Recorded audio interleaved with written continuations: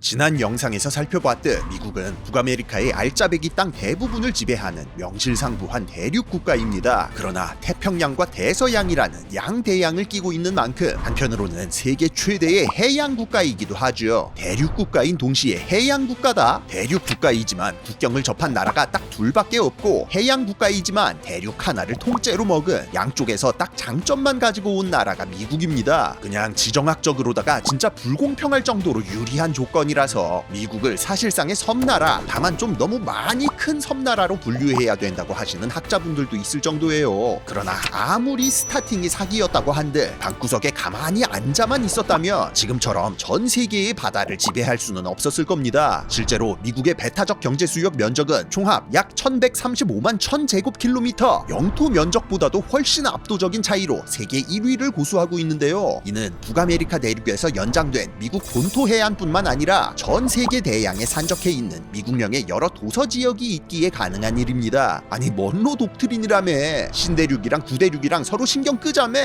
바다는 예외야. 멕시코와의 전쟁을 전후하여 명실상부한 열강 대열에 합류한 미국은 적극적인 해외 팽창을 통해 세계의 바다로 나아가기 시작했습니다. 그리고 이건 어떻게 보면 현재 진행형이라고도 할 수 있죠.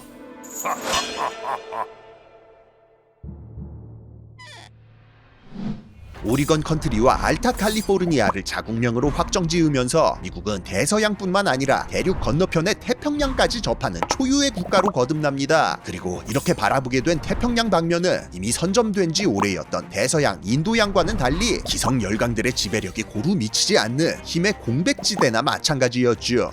실제로 유럽 열강들 여기까지 오려면 지구 반바퀴 돌아야 되거든요. 영국이나 네덜란드 등 동남아시아를 거점으로 태평양까지 들락날락하는 나라들이 없는 건 아니었지만 그래봤자 너무 멀어서 다른 지역들만큼 군사력이나 행정력을 투사하기는 힘들었습니다. 멕시코와 필리핀을 거점으로 태평양 무역을 호령했던 에스파냐도 중남미 식민지가 모조리 독립하면서 나가리 됐고요. 러시아가 알래스카를 통해 남하하면서 하와이까지 침발라 놓긴 했는데 얘네도 결국 감당 안 돼서 그냥 게임 접었다는 거. 이 정도면 사실상 끝난 거라고 봐도 무방했습니다. 실제로 미국은 1856년 구아노 제도법이라는 아주 호기로운 법을 제정하는데요.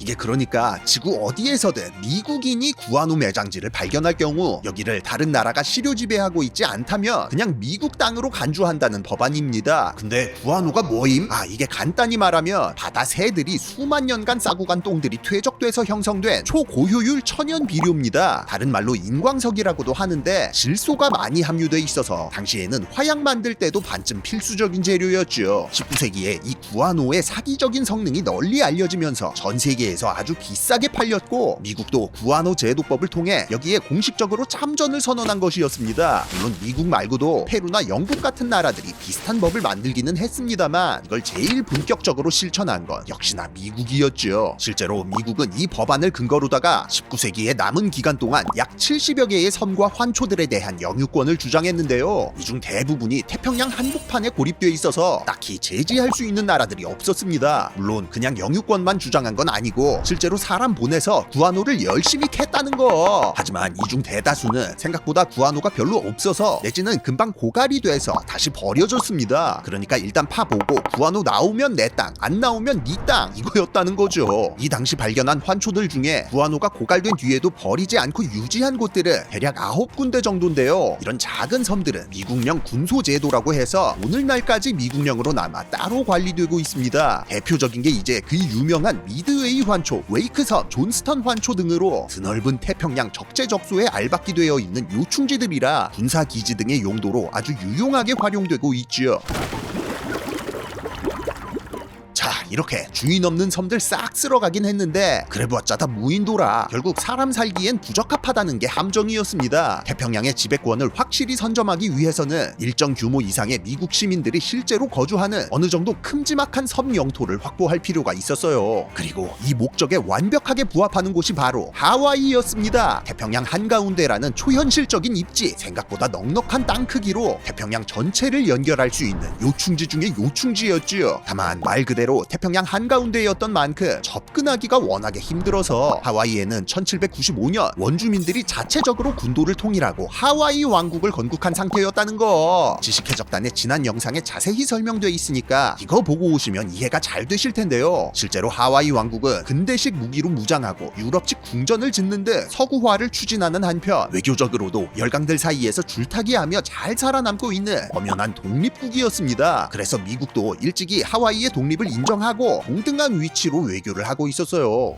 그렇다고 또 만약의 상황을 대비 안 할 순 없죠. 이렇게 입지가 좋은 나라인데 그래도 어느 정도 영향력은 끼칠 수 있어야 되잖아요. 그래서 미국은 대륙에서 했던 것처럼 일단 이민을 오지게 많이 보내기 시작합니다. 미국 백인들을 보내서 땅도 개발해주고 기술도 전수해주고 왕실 고문 역할도 해주고 하면서 몇십 년간 하와이 왕국의 정치와 경제를 서서히 잠식해 나갔어요. 어디서 많이 본 스킬이죠? 사실상 이거 텍사스 시즌2였습니다. 아니나 다를까 1893년 하와이 내에 미국인들이 반란을 일으켰고 미국은 또 어쩔 수 없다는 듯이 자국민 보호를 명분으로 호놀룰루에 정박해 있던 해군 군함에서 164명 규모의 병력을 상륙시켰죠. 그렇게 미군에 의해 궁전이 점령되고 여왕이 폐위, 하와이 왕국은 하루 만에 멸망했습니다. 그리고 그 자리에는 미국계 백인들을 중심으로 한 하와이 공화국이 세워졌어요. 자, 이제 합병 명분 좀 쌓아야 되니까 텍사스 때 마냥 한 10년 정도 뜸 들여야죠. 하지만 이번에는 좀 달랐다는 거. 미국은 1897년 불과 3년 만에 합병 절차를 진행해서 하와이 공화국을 하와이 준주로 편입시킵니다. 하와이도 하와이지만 지금 더 크고 중요한 섬이 하나 있어서 이거 먹으러 가야 됐거든요. 그것은 다름 아닌 쿠바. 무인도도 아니고 원주민 토착 세력이 지배하는 것도 아닌 세계 제국 에스파냐가 400년간 점유해온 카리브해의 최대 거점이었습니다. 우주공산이었던 서부와 태평양을 넘어 이제는 기존 열강들의 영역인 대서양까지 목표가 되기 시작한 거죠. 사실 미국이 쿠바를 안 건드리는 게 더 이상하긴 했습니다. 카리브해 한복판을 차지하고 있는 대형 섬으로 플로리다 앞바다, 그러니까 멕시코만으로 들어가는 길목에 있어서 군사적으로나 경제적으로나 그냥 말도 안 되는 미친 입지였거든요. 다만 그런 만큼 원주인인 에스파냐도 포기할 생각이 없었다는 거. 쿠바 식민지는 사실상 에스파냐의 마지막 자존심이나 마찬가지였습니다. 1800년대 초중반 내내 아메리카 대륙의 다른 식민지들이 모조리 독립하는 통에 이미 개털돼버린 에스파냐였지만 이 쿠바만큼은 독립운동 다 진압해가며 끝끝내 지켜내고 있었을 정도죠. 실제로 미국은 이미 플로리다 획득을 전후로 해서 쿠바 섬을 어떻게 뺏어올지 궁리 중이었습니다. 1848년 720만 달러 한 번 불러보고 안되면 그냥 조업해서 뺏는 걸로 작전 세웠다가 내부 자료가 유출되는 바람에 시도도 하기 전에 퇴짜 맞은 적도 있었죠. 그래서 일단 돈으로 사는 건 물 건너갔고 다른 우회 루트를 찾아야만 했는데요. 때마침 1895년 쿠바에서 3차 독립전쟁이 발발합니다. 미국은 이 기회를 틈타 쿠바 독립군에게 무한 도네이션을 쏴주면서 에스파냐를 간접적으로 견제하기 시작했죠. 심지어 진짜 절묘하게도 이 와중에 아주 수상한 사건이 일어났다는 거. 독립전쟁이 3년 차쯤 되던 1898년 1월 미국은 슬슬 쿠바에 대한 영향력을 행사하기 위해 자국민 보호를 명분으로다가 전함 한 척을 파견하는데요. 이 배가 몇 주 뒤에 아바나 항구 해상에서 침몰을 해버립니다. 뭐 어디 암초에 걸리거나 한 게 아니라 원인 미상의 폭발로 인한 폭침이었어요.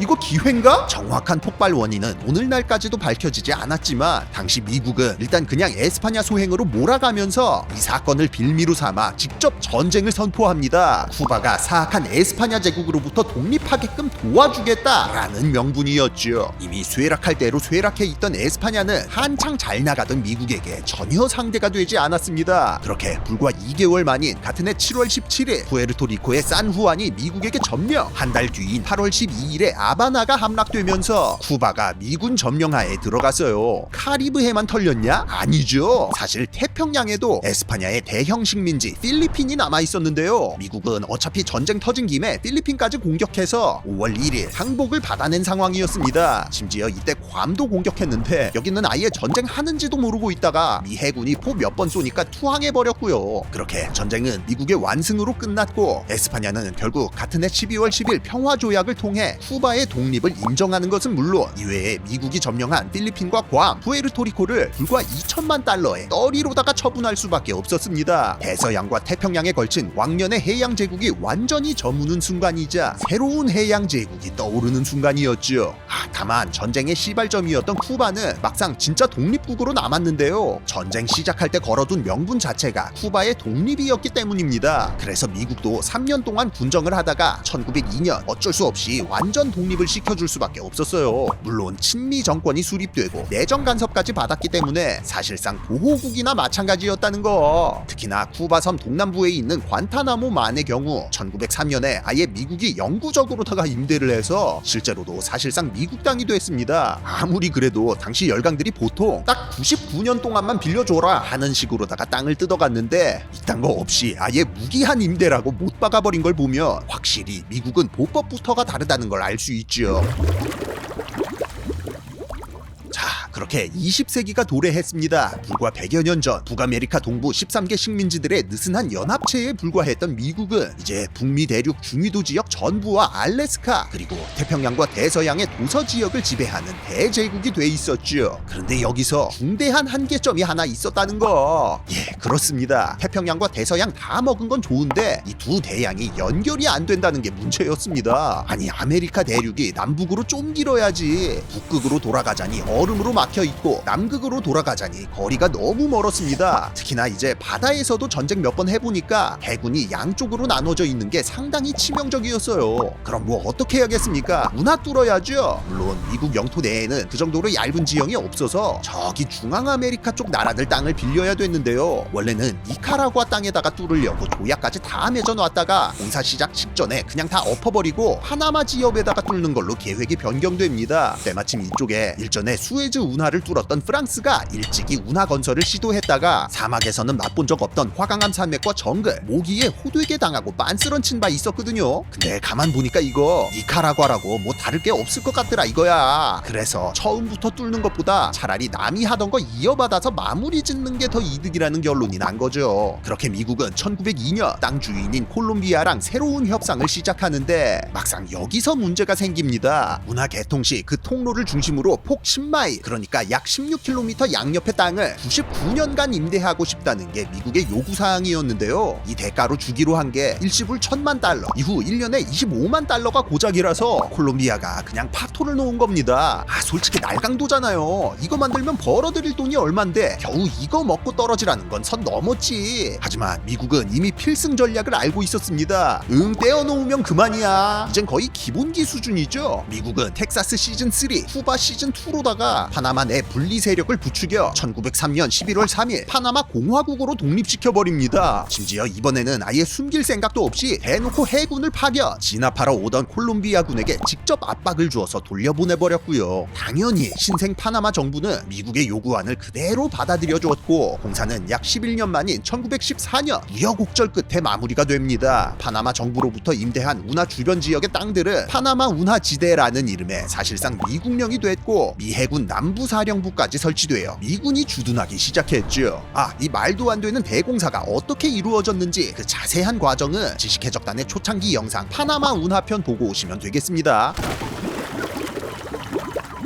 이로써 미국은 태평양과 대서양의 양대양을 연결하는 것은 물론 중앙아메리카 한복판에 사실상의 미국 영토를 알박기 하는 데까지 성공합니다. 그리고 이렇게 구축한 강력한 해상 지배력은 마침내 제2차 세계대전을 통해 그 가치를 증명했습니다. 미국은 양대양을 통해 유럽과 아시아를 동시에 커버, 일본과 독일, 이탈리아를 개패듯이 때려잡았고 전후 공식적인 세계 초패권 국가로 올라설 수 있었지요. 공식 1황 자리에 올라선 만큼 전후 미국의 해양 영토 확장도 슬슬 마무리 단계에 접어듭니다. 일본의 위임 통치령이었던 남양 군도를 획득한 것 정도를 제외하며 필리핀을 독립시키고 파나마에서 점진적으로 철수하는 등 오히려 영토를 덜어내기 시작했고 그 대신 북대서양 조약기구 즉 나토를 비롯한 여러 조약과 세계 곳곳에 주둔시킨 미군을 통해 간접적인 영향력을 행사하는 방식으로 노선을 전환했어요. 다만 이 와중에도 미국이 목표로 삼은 새로운 영역이 있었으니 그것은 다름 아닌 해저였습니다. 아니 해저는 선 넘은 거 아니냐? 라고 하실 수도 있는데요. 사실 영토 영토를 확장한 건 아니고 미국 해안에 인접한 대륙붕에 대한 주권적 권리를 선언한 겁니다. 대륙붕이라 함은 대충 이렇게 지구 역사상 해수면이 낮았던 시절에는 원래 대륙의 일부였다가 현 시점에는 바다 밑에 가라앉아 있는 영역이거든요. 2차 대전을 전후해 여기에 석유를 비롯한 막대한 양의 자원이 묻혀 있다는 게 알려지면서 전 세계적인 눈치 게임이 진행되고 있던 상황이었습니다. 그러던 1945년 미국이 공식적으로다가 자기네 연안 대륙붕은 다 자기들 거라고 선수를 친 거예요. 대륙붕은 육지의 자연적인 연장이다 라면서 당연히 연안국이 주권을 행사해야 된다는 게 미국의 논리였는데요. 미국이 쏘아 올린 이 큰 공으로 인해 세계 각국들이 저마다 대륙붕에 대한 주권적 권리를 선언하기 시작했습니다. 문제는 이게 기존의 상식을 너무 벗어나 있었다는 겁니다. 사실 이 당시는 아직까지 국제적으로다가 해양 주권에 대한 명확한 합의 사항이 없었어서 해안으로부터 3해리, 그러니까 약 5.5km 정도까지가 영해로 인정됐고 그 밖에는 전부 다 공해라서 누구도 주권을 행사할 수 없다고 보는 게 국룰이었는데, 미국이 주장하는 대륙붕 주권 범위는 이런 전통적인 영해 범위를 아득히 뛰어넘는 넓이였거든요. 미국은 이걸 갖다가 해 저에 있는, 그러니까 물 밑에 있는 대륙붕 그 자체만 자기네 소관이고 그 위의 수역은 여전히 공해로 친다면서 대충 넘겨버렸습니다만, 이건 미국이 동서 양쪽으로다가 해안 마주하는 나라가 없기 때문에 가능한 일이었습니다. 실제로 지구상의 대륙붕 대부분은 여러 나라들이 동시에 접하고 있는 중간지대에 해당했기 때문에 자연히 이 경계와 한계를 둘러싼 각종 분쟁도 함께 터져나오기 시작했어요. 결국 선언 10여 년 뒤인 1958년 제1차 UN 해양법 회의를 통해 대륙붕에 대한 본격적인 국제 규정이 도입, 이후 개최된 2차, 3차 회의를 거치며 배타적 경제수역이라는 중간지대의 개념도 공식적으로 만들어집니다. 12해리까지가 영해, 24해리까지가 접속수역, 200해리까지가 배타적 경제수역이라는 구분이 이렇게 해서 확립됐죠. 물론 배타적 경제수역 기준 세계 최대의 면적을 가진 국가는 당연히 미국이라는 거. 결론적으로다가 해저 지형에 대한 권리 주장이 실질적인 해상 주권의 확장까지 스무스하게 연결된 겁니다. 항행의 자유나 잠수함 같은 것까지 따지면 사실상 지구상의 모든 바다가 미국 거긴 하지만 이건 그냥 넘어가자고요. 저번 편에 이어 미국의 영토 그리고 영해 확장사에 대해 알아봤습니다. 2차 대전 이후 스스로 재편해 놓은 국제 질서 아래서 미국도 더 이상의 직접적인 확장은 자제해 오고 있지요. 그런데 트럼프 대통령이 다시 당선되면서 약 100여 년 만에 이런 확장이 다시 시작될 기미를 보이고 있습니다. 일단은 입딜만 들어가고 있는 단계라 그냥 블러핑일 거라고 생각하긴 하지만 공약 이행률이 남다른 트럼프 대통령이니만큼 또 어찌 될지는 아무도 모르는 일이죠. 당연하지만 특히나 인접국 들이 불안에 떨고 있는데요. 캐나다랑 멕시코가 대미 무역으로 너무 꿀을 빤다는 이유로 가장 극딜을 맞고 있습니다. 캐나다한테 미국의 51번째 주가 되라질 않나, 멕시코만의 명칭을 지들 멋대로 아메리카만으로 변경해버리진 않나, 진심인 듯 아닌 듯한 공격적인 언동이 계속되고 있어요. 이뿐 아니라 파나마에 대한 통제권을 도로 가져오겠다고도 하는 중인데, 그나마 체급이 되는 캐나다나 멕시코랑은 달리 이쪽은 군대도 없는 소국인지라 진짜 현실이 될 수도 있죠. 심지어는 저 바다 건너에 있는 그린란드까지 걸고 넘어지고 있다는 거. 사실 그린란드는 덴마크의 자치령으로 2차 대전 도중 미국이 잠깐 점령한 이후 지금까지도 미군이 주둔하고 있는 북극해와 북대서양의 최대 요충지인데요. 이걸 아예 19세기 메타로다가 돈 주고 사겠다는 겁니다. 솔직히 진심까진 아닌 것 같고 그냥 다른 나라들 열받으라고 하는 소리 같긴 해요. 이게 다 트럼프 형님의 큰 그림이고 협상의 기술인 거겠죠? 저희도 미국의 확장사 3편은 영원히 안 만들어졌으면 좋겠다는 바람으로 영상 마치겠습니다. 지구의 평화를 기원하며 지금까지 지식해적단의 키드였습니다. 감사합니다.